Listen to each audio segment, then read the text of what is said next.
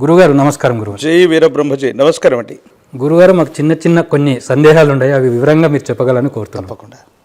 గురుగారు, ఇప్పుడు మనం గుడికి వెళ్తాం, ముందు ప్రదర్శనలు చేసుకొని దేవుని దగ్గర దర్శనం చేసుకోవాలా, లేకుంటే దర్శనం చేసుకున్నాక ప్రదర్శన చేయాలి?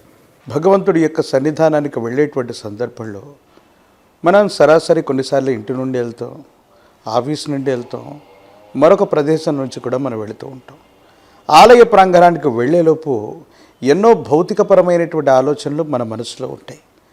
భగవంతుడి యొక్క మొదటి ప్రదక్షిణ చేయగాలని మనసులో ఆలోచనని నియంత్రిస్తాం. రెండవ ప్రదక్షిణ చేయగానే వాక్కుని, అంటే మౌనంగా ఉండాలి, భగవంతునే స్మరించాలనుకుంటాం.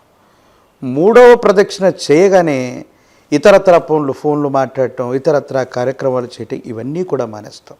ప్రదక్షిణ చేయటంలో ఉన్నటువంటి రహస్యం ఏమిటి అంటే, భగవంతుడి యొక్క సన్నిధానానికి మనం వెళ్ళాము, ఆ సన్నిధానానికి సంబంధించినటువంటి స్థితిగతుల్లో మనసు లగ్నం అవ్వడానికి వెంటనే సమయం సరిపోదు.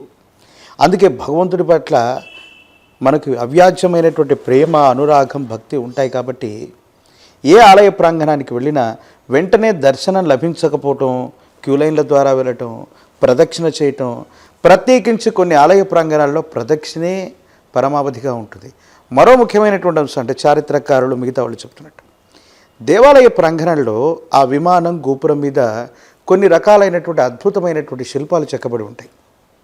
వాటిలో రామాయణానికి సంబంధించినటువంటి గాథలు, భారతానికి సంబంధించినటువంటివి, భాగవతానికి సంబంధించినటువంటివి, పురాణాలు, ఇతిహాసాలకు సంబంధించినటువంటి ఎన్నో రకాలైనటువంటి అంశాలు అందులో చిత్రీకరించి ఉంటారు.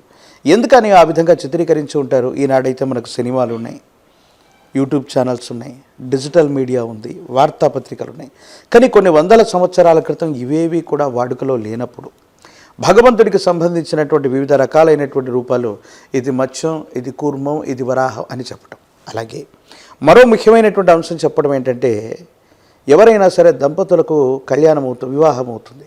వివాహమైనటువంటి వెంటనే వధూవరులు ఇద్దరూ కూడా భగవంతుడి యొక్క సన్నిధానానికి వెళ్ళేటువంటి సందర్భంలో భగవంతుడి యొక్క ఆలయ ప్రాంగణాన్ని ప్రదక్షిణ చేస్తూ ఉంటారు. కొన్ని రకాలైన భూతు చిత్రాలను కూడా ఆ రాజగోపురం దగ్గర, ఆ విమాన ప్రాకారం మీదో వాటిని ఉంచడానికి గల కారణం ఏంటంటే, వాళ్ళలో కొన్ని రకాలైనటువంటి ఆలోచనలు రేకెత్తించడానికి, కొన్ని ఆలోచనలు మానుకోవడానికి, వాళ్ళు వచ్చినటువంటి పరిసరాల నుండి వాళ్ళ మనసులో ఉన్నటువంటి ఆలోచనలన్నీ తీసి భగవంతుడి యొక్క సన్నిధానం మీద నిమగ్నం అవ్వడానికి మొట్టమొదట ప్రదక్షిణ చేయమని చెప్పారు. ప్రదక్షిణ చేసినటువంటి తర్వాత అది శివాలయమైనా, విష్ణు ఆలయమైనా, అమ్మవారి యొక్క ఆలయ ప్రాంగణమైన తర్వాత మాత్రమే భగవంతుడి యొక్క సన్నిధానానికి వెళ్ళి దర్శనాన్ని చేసుకోవటం అన్నటువంటిది అనాదిగా వస్తూ ఉన్నటువంటి సంప్రదాయం.